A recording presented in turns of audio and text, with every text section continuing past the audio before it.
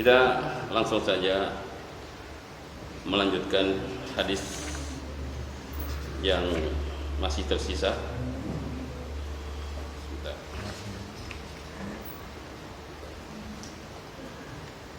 Qala musannifu rahimallahu taala an Abi Hurairah radhiyallahu anhu qala Rasulullah sallallahu alaihi wasallam.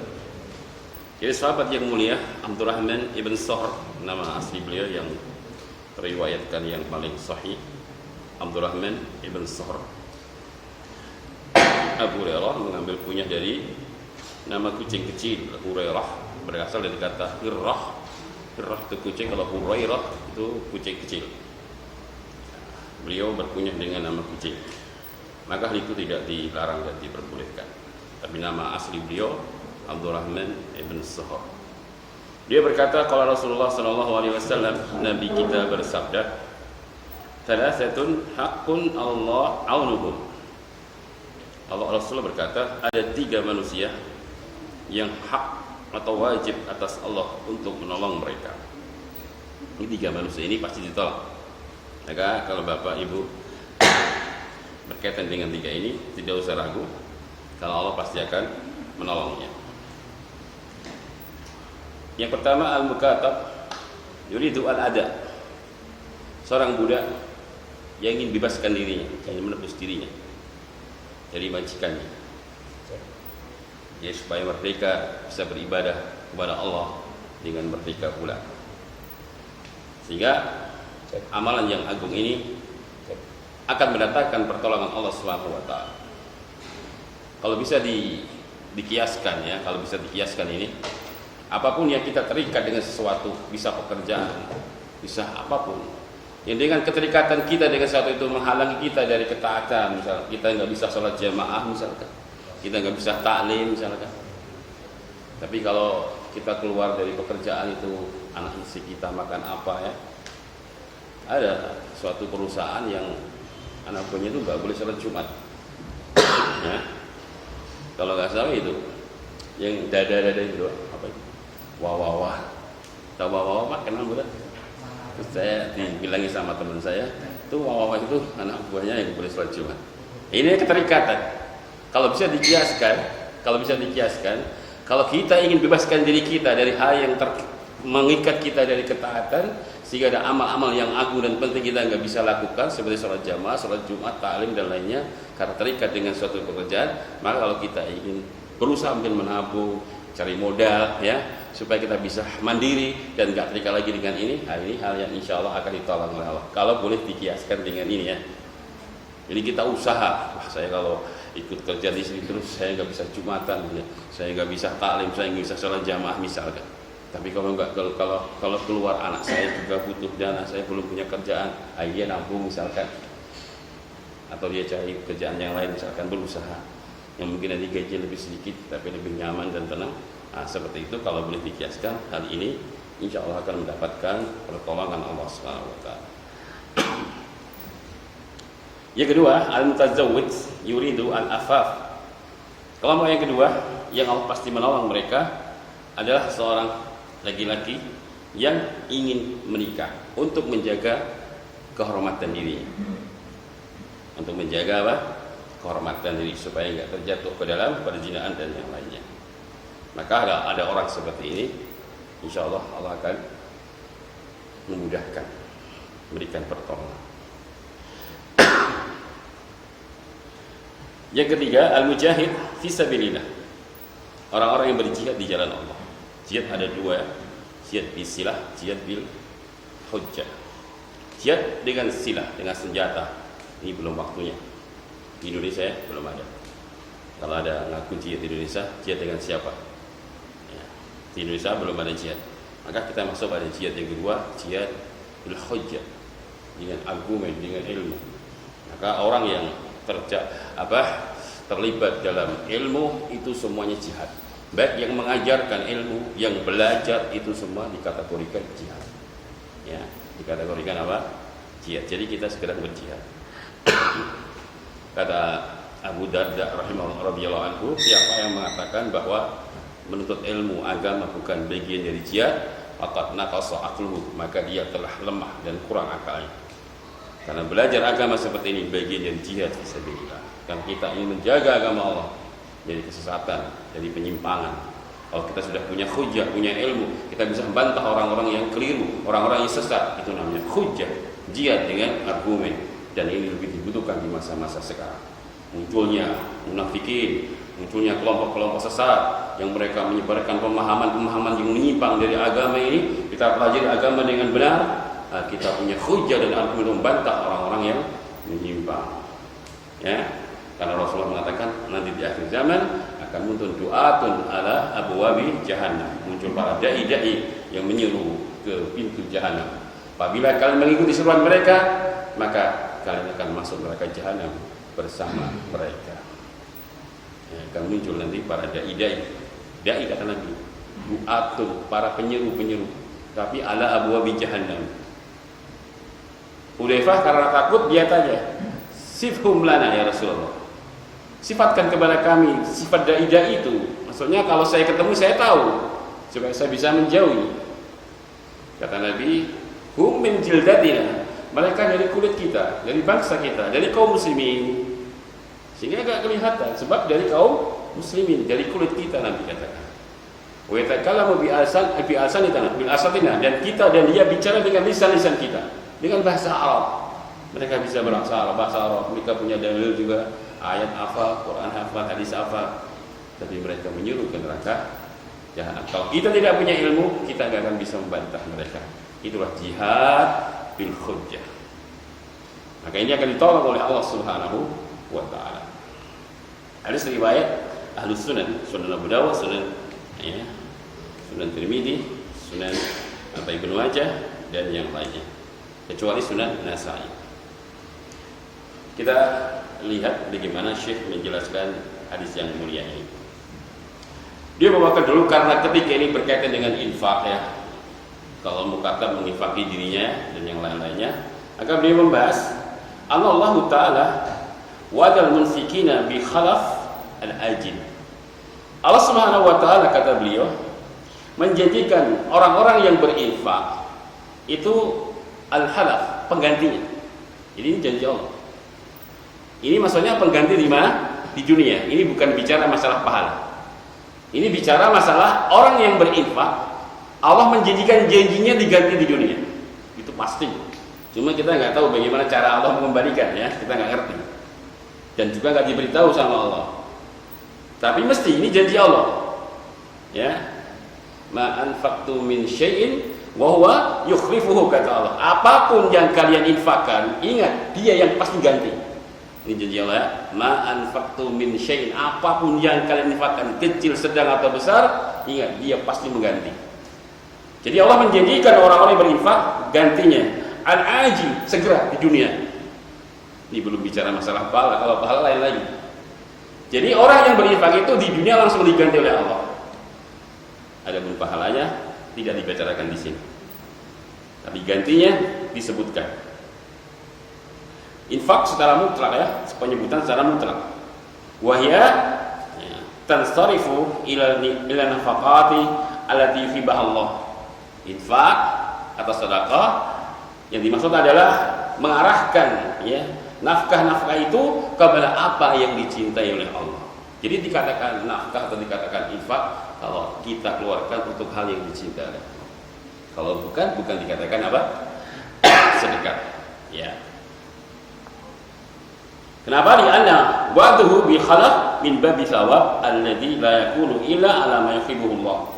Karena yang Allah Subhanahu wa taala janjikan dengan pahala atau dengan pengembalian itu dalam bab pahala, sehingga tidak akan terwujud pengembalian itu kecuali ya apa-apa yang dicintai oleh Allah Subhanahu wa taala. Nah,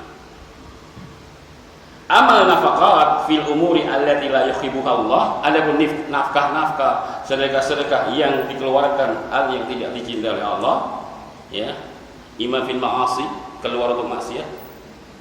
Ya. Kasih minum untuk minum, memberi khamr ya, beli khamr. Beli apa saja. Uangnya dihambur-hamburkan untuk maksiat. Ya, dikeluarkan untuk maasi. Wa imma fil israfi bil mubahat, atau foya-foya dalam perkara yang mubah. Tidak dosa, tapi foya-foya ria, senang-senang menghambur-hamburkan uang. ya, digunakan untuk itu. Allahu lam yatmin bil khalaf al khalaf li ahliya, maka Allah tidak memasukkan hal itu dalam janji Allah. Allah ingin Allah mengembalikan infak-infak mereka. Ini juga dapat janji dari Allah, tidak termasuk orang yang dijanjikan oleh Allah akan dikembalikan siapa saja yang mengeluarkan hartanya untuk maksiat dan untuk berpoya-ria dalam perkara yang mubah. Tapi yang akan dijanjikan oleh Allah SWT adalah untuk hal yang ketaatan. Nah, kemudian kata beliau, wahadi thalathatu, dan tiga al-madhkurah yang tersebut di atas tadi, fi hadzal hadis, di dalam hadis ini, min afdhalil umur allati yuhibbuha Allah, termasuk seutama-utamanya perkara yang Allah Subhanahu wa taala mencintai. Tiga tadi. Pertama, fal jihad fi sabilillah. Pertama adalah jihad fi sabilillah, huwa sanamuddin wa darwatihi wa a'lahu. Jihad adalah puncaknya Islam, punuknya Islam, ya, tempat atau amalan tertinggi dalam Islam itu jihad. Karena orang yang berjihad menyelamatkan dan membela agama Allah, menegakkan kalimat Allah Subhanahu wa taala, maka orang yang berjihad adalah orang merupakan amalan yang sangat mulia, karena itu merupakan puncaknya Islam. Sawa'an kana jihadan bisilah, baik jihad dengan silah, dengan senjata tadi sudah kita jelaskan, perang, ya, au jihadan bil ilmi wal hujjah, atau kita jihad dengan ilmu dan argumen. Dengan ilmu dan argumen, dengan hujjah. Nah, maka fal nafaqatu fi hadzal sabil mahlufatun, maka nafkah atau harta yang dikeluarkan di jalan jihad. Bapak menuntut ilmu butuh dana kan? Butuh alat transportasi, ya, butuh beli bensin mungkin, ya, mungkin juga butuh beli buku, beli kitab dan yang lain-lainnya. Maka semua harta yang Bapak keluarkan untuk jalan mendapatkan ilmu itu semua akan dikembalikan oleh Allah Subhanahu wa taala. Ya, maka kalau beli buku-buku yang bermanfaat, kalau ada dana enggak usah ragu. Ya, memang butuh banyak, ya. Maktabah saya yang kecil itu nggak banyak, itu sudah hampir 50 juta mungkin, ya. Padahal cuma sekian, ya. Ya, tapi itulah ilmu. Kita harus, ya, nah, kadang-kadang kalau beli buku bermanfaat mikirnya beras kecil berat. Tapi kalau beli rokok nggak mikir beras, ya, Pak. Nggak adil namanya. Kalau beli buku 100.000 beras kucing orang, ya. Kalau beli kitab jadi mikir beras, ya. Kalau beli yang lainnya yang ubah-ubah, yang bahkan makruh, nggak mikir beras, nggak adil kita ini. Ya. Nah, maka semua jalan yang Bapak keluarkan dana sekecil apapun, yang itu untuk menuntut ilmu atau menyebarkan ilmu, itu semua akan diganti oleh Allah. Akan diganti oleh Allah. Ya, subhanallah, ya, nggak usah ragu, Bapak. Kalau di jalan ilmu itu butuh dana, nggak usah ragu, keluarkan saja, pasti akan diganti untuk jalan ilmu, dakwah, ya, atau menuntut ilmu atau menyebarkan ilmu dan yang lainnya. Nah, ini proyeknya Allah itu nggak usah ragu. Ya. Kita kalau bikin proyek untuk akhirat, kan proyeknya Allah itu, bagikan, ya, jalan saja, pasti akan Allah tolong. Akan Allah tolong. Saya pernah ragu, dan saya sudah sering pengalaman, ya, mungkin sudah marak saya dengan itu. Ketika musola saya hancur lebur, ya, itu reng-reng dan musuhnya sudah radal semua, dalam kondisi saya sakit, dilapori sama tamu, Ustaz, sudah hancur semua ini, ampun ini nanti bisa. Tapi kalau diganti butuh dana banyak, sudah diganti secukupnya, dan setelah saya sembuh kita urusin. Alhamdulillah, ya Allah berikan kesembuhan. Kita jalan sedikit saja, teman-teman berebut untuk membantu dan membiayai dana renovasi musola yang saya urusi. Cepat, mudah. Kenapa? Saya yakin ini itu proyeknya Allah. Kita bangun musola, kita renovasi masjid, itu kan proyeknya Allah pada hakikatnya. Allah akan turun, masa Allah akan diam sih? Kita mau memperbaiki rumah Allah, kita mau memperbaiki rumah Allah, kita mau bangun, masa Allah diam? Nggak mungkin. Pasti Allah akan beri pertolongan, kan ini proyeknya Allah sebenarnya, bukan proyek kita. Ya, maka nggak usah ragu, kalau sudah urusi masjid, bismillah, urusi taklim, bismillah, Ini proyek-proyeknya Allah, nggak usah ragu Pak. Pasti akan berjalan, Allah akan tolong kita. Ya Allah akan menolong kepada kita. Ya. Maka itu ujian ya, baik dengan pedang atau dengan ilmu. Wasaliku hadhihi sabil, dan menempuh jalan ini, jalan ilmu, ya saya nggak bicara jihad masalah perang karena belum ada. Maka menempuh jalan ilmu ini, Bapak nuntut ilmu atau menyebarkan ilmu atau membuat halaqah-halaqah ilmu seperti ini, maka mu'anun minallah, pasti akan ditolong oleh Allah. Ini proyeknya Allah tadi. Pasti akan ditolong oleh Allah Subhanahu wa taala. Kita akan mengadakan pengajian, belum ada dana. Bismillah, maju, nanti ada dana lah insyaallah. Ya. Kita butuh jalan terus, tidak akan jalan. Ya. Karena kita berjalan yang menempuh jalan ilmu, maka kata beliau, ini adalah mu'anun minallah, sesuatu yang Allah pasti akan menolongnya. Allah akan mudahkan jalan-jalan kepadanya dari perkara yang dia tempuh dari jalan-jalan ilmu. Ya, akan tempuh jalan-jalan ilmu. Nah, cuma menempuh jalan ilmu itu memang awal-awalnya berat. Tapi ketika sudah nampak kejujuran dan kesungguhan orang itu, Allah akan turunkan pertolongannya. Awal-awal memang berat. Ya. Tapi ketika sudah nampak kejujuran kita sungguh-sungguh dalam belajar, nanti jalan-jalan kemudian akan datang menyusulnya. Semua itu bukan dalam macam, semua ibadah begitu. Penjenengan bangun malam awalnya berat Pak ya. Tapi coba, ketika jenengan nampak kejujuran ingin bangun malam terus, ingin bisa tahajud terus, nanti insya Allah Bapak akan diberikan kemudahan bangun malam. Yang orang lain begitu berat, tapi Bapak bukan berat lagi, nikmat. Kenapa? Awalnya berat. Tapi ketika nampak kejujuran orang ini memang ingin tahajud, ingin bangun malam, maka Allah memberikan dia jalan-jalan kemudian. Akhirnya tahajud bukan hal yang berat bagi orang ini, tapi nikmat. Kenapa? Karena nampak kesungguhan kita dalam menempuh jalan tadi, jalan kebaikan. Itu berlaku pada semua ibadah. Itu berlaku pada semua lini ibadah. Yang apabila kita jujur dan menempuh jalan itu dengan sungguh-sungguh, awalnya berat, tapi suatu saat atau pasti Allah akan berikan kita kemudahan setelah kita jujur ingin menempuh jalan kebaikan tersebut. Ya. Wa amal mukatab, adapun budak tadi yang ingin bebaskan dirinya yang kedua, maka adalah dia membuat perjanjian dengan membuat perjanjian dengan majikannya, ya, ingin membebaskan diri mungkin dengan nyicil ya. Bukan dengan kontan, mungkin dengan nyicil bisa ya, sampai dia bisa memerdekakan dirinya, dan Allah Subhanahu wa taala ya memberikan ya, hal itu dalam syariatnya ya. Maka Allah memberikan perintah kepada para majikan untuk sikap baik, longgar, lemah lembut kepada budak-budaknya yang ingin bebaskan diri. Jangan dipersulit, mudahkanlah kalau ia mendapatkan budaknya ingin bebaskan dirinya ya. Fakatibuhum in alimtum fihim khairan, kata Allah, maka buatlah perjanjian dengan mereka, yaitu majikan buat perjanjian dengan para budak yang ingin bebaskan dirinya, in alimtum fihim khairan, jikalau kalian melihat pada pembebasan mereka itu ada kebaikan.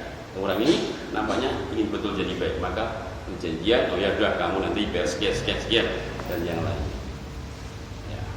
Nah, bahkan ada juga yang dibebaskan tanpa bayar ya. Nah.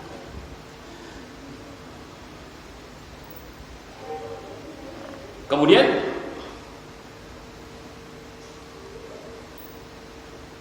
yang ketiga terakhir, wa amanika, adapun nikah, faqad amara Allah bihi wa rasuluh, maka itu perkara yang Allah dan Rasulnya perintahkan. Wa rattaba alaihi min al-fawaid syai'an katsira, dan dalam pernikahan ada faidah-faidah yang sangat besar.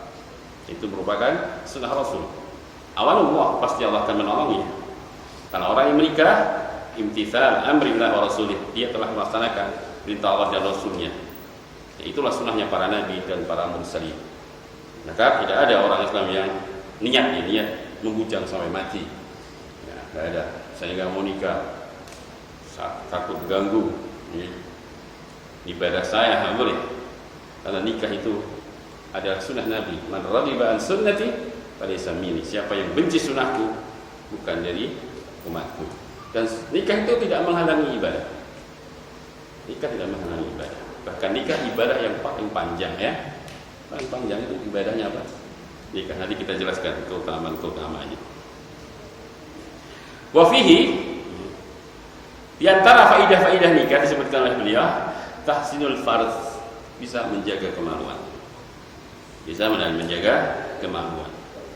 Wa ghaddul basar, bisa menundukkan pandangan. Ya, terkhusus bagi para pemuda. Makanya Rasul katakan, ya ma'syarasy syabab, man istata'a minkum minkumul ba'ah falyatazawwaj fa innahu aghaddu lil basar aw ahsanu lil farj faman lam yastati fa alayhi bisawm fa innahu lahu wijaa'un. Wahai para pemuda, jikalau kalian sudah masuk usia ba'ah. Usia ba'ah itu kalau jago ayam itu sudah mulai ngiri-ngiri diri itu ya, itu namanya usia ba'ah.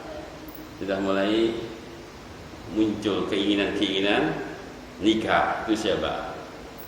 Yang kedua, itu usia ba'ah. Apabila kalian sudah masuk usia ba'ah, sudah pengen nikah, kayak ayam jago ngiri-ngiri babon, gitu ya, bahasa supaya mudah difahami kata Nabi, maka kata beliau, faliyatazawwaj, segera nikah. Ya, segera nikah.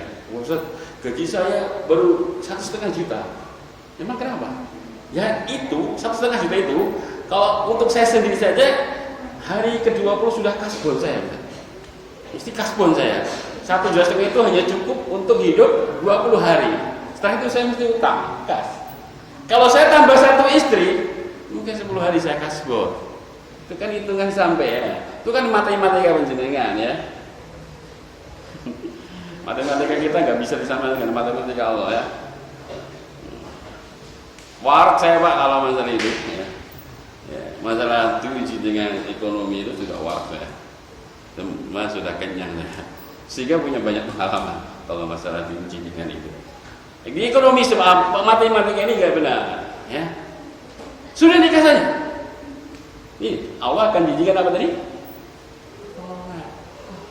Saya diceritai sama teman. Dia tuh punya, itu sales kayu.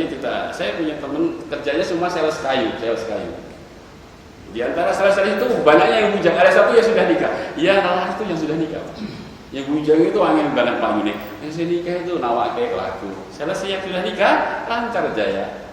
Yang masih muda seret jaya. Kalau masih muda punya orang tua, nggak laku dagangannya minta makan sama orang tua. Tapi sudah punya nikah ini Allah mudahkan. Jika kerja ya dimudahkan oleh Allah Subhanahu wa Ta'ala. Iya, maka jangan terlalu banyak pertimbangan. Tapi juga harus dipertimbangkan. Makanya di kelanjutan ayat, namun jikalau kau belum mampu apa ini? Finansial. Kalau biologisnya sudah mampu kan sudah tadi, sudah geger ya, sudah melihat perempuan sudah bingung. Maka tidak mampu di sini maksud Nabi mampu dalam finansial, mungkin belum bekerja. Saya belum bekerja, Ustaz.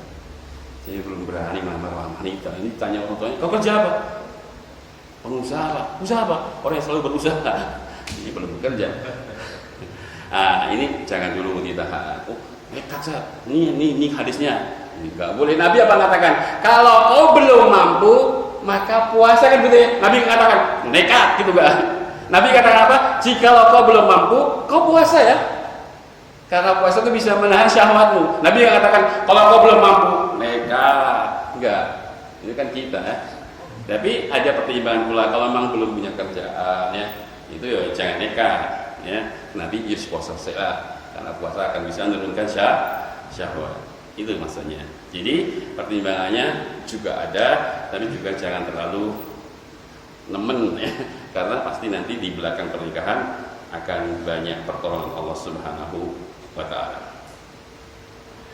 Faidah yang ketiga, wa tahsilun nasl, dengan pernikahan akan menghasilkan keturunan. Ini keturunan itu harta yang paling mahal.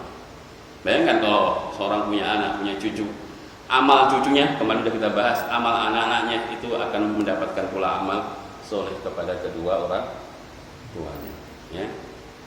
Bahkan sampai anak terusnya, duriyah terus sampai turun menurun, maka orang tuanya akan bisa mendapatkan pahala terus dari kebaikan anak-anaknya. Nah, itu didapat dengan apa?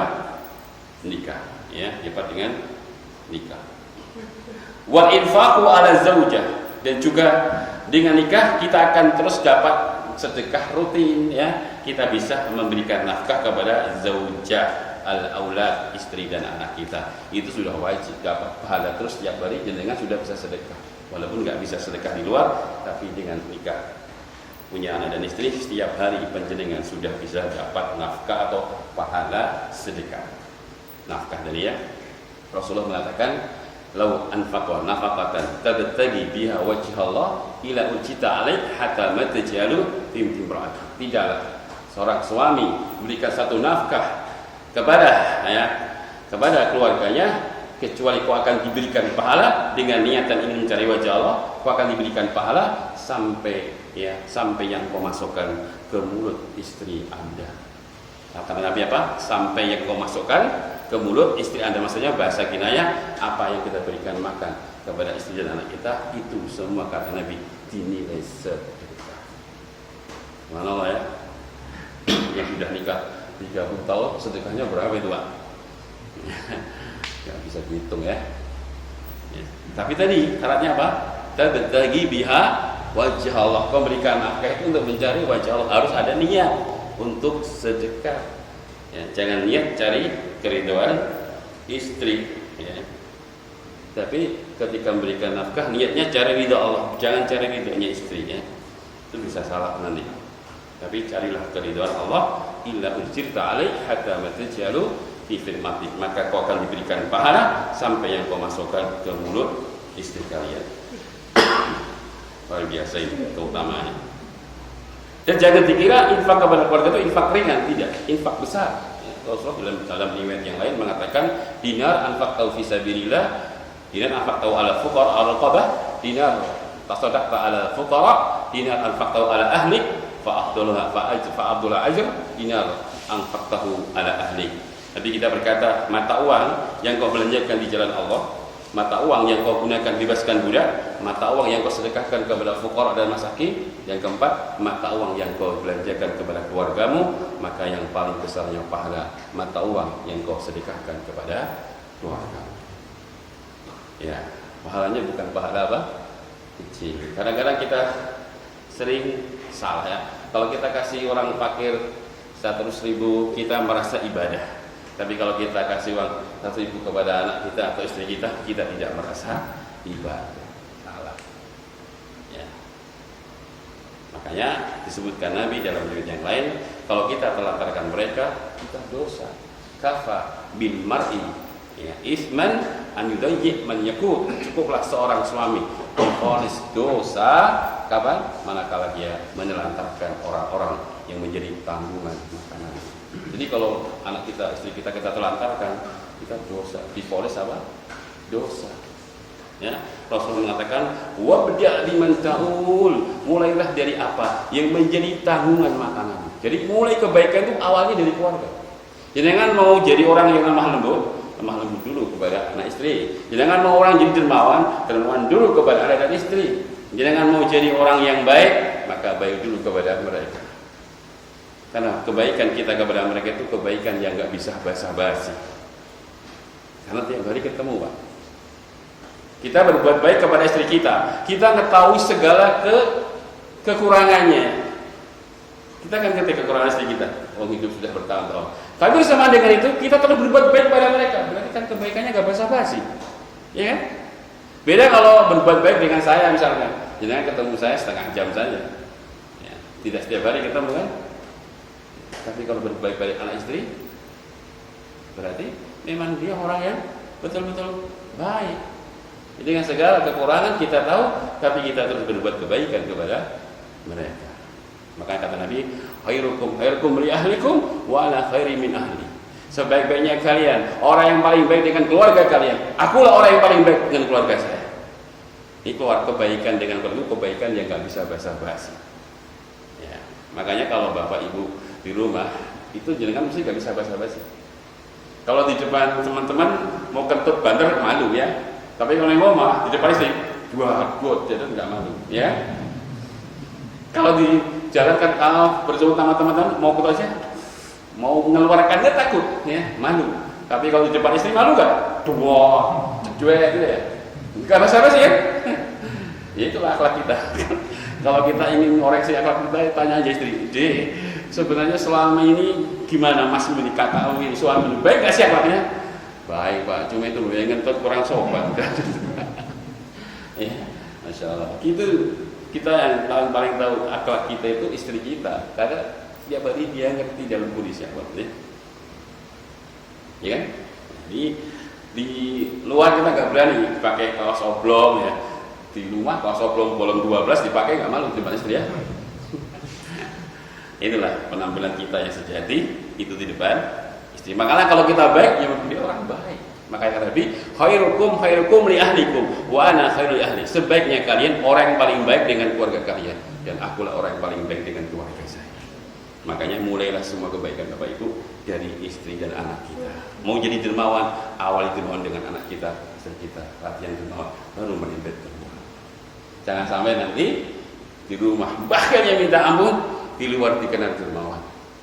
Sehingga suatu saat ketika suami istri dipanggil ke masjid misalkan, Bapak Fulan, Masya Allah dermawan menyumbang ini seperti ini, dia adalah bapak yang sangat dermawan. Istrinya pret gitu. Istrinya pret dermawan di luar, Pak, di rumah kami sering kelaparan, makan itu sate terus, sayur tempe.